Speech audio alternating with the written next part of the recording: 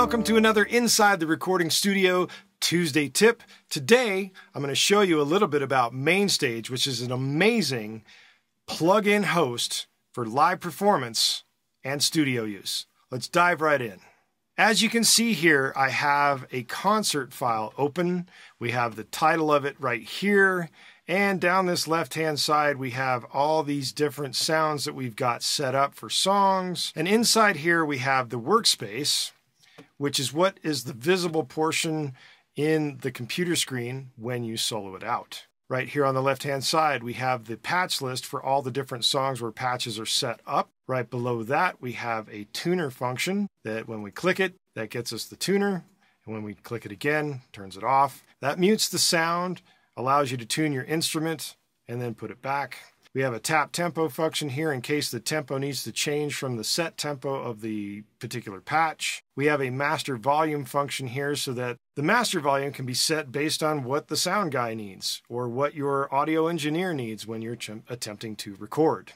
Up here I have the file title, and then right below it I have the song title of the current patch, and then I have some colorful button pedals here that are done up to match the buttons that I have on the MIDI interface that I built for running MainStage. So I have various functions that can happen on any given patch, whether it's a turning on and off an effect or being able to run some sort of recording loop, or however I want to name these on a particular patch, I can name them per patch. Then over here I have two real-time expression controllers that relate to the expression controllers that I have on the pedal, and I have switches on them, as these particular expression pedals that I have operational switches on them. So I could treat this like a wah, where I could have it off and then I can click the button and then the wah's on and it's doing the wah thing, and then I can turn it back off. Or I can operate it in two different functionalities, where it could be a volume pedal, and then when the button's clicked, it could be a pitch shifting pedal. So it just depends on how I want to set it up in a particular patch. On the bottom end of the screen, we have ways of adding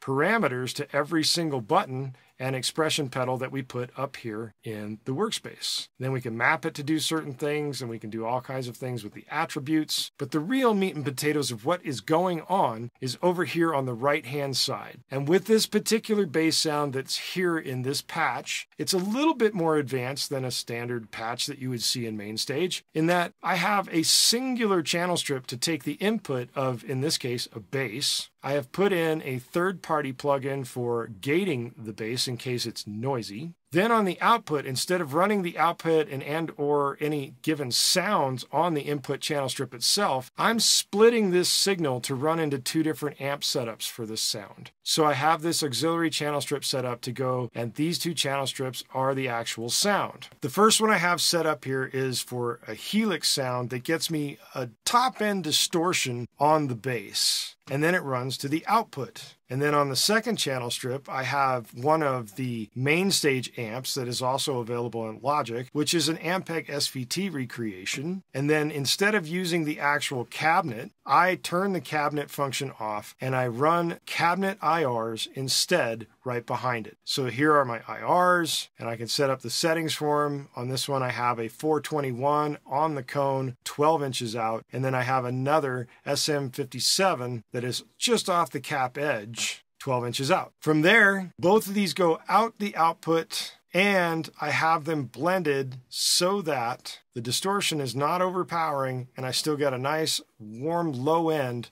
from the SVT amp. And that there is how I've set up one particular bass sound in MainStage to work both not only live, but if I ever wanted to go in and record with that particular sound, I could record with it as well. See you next time.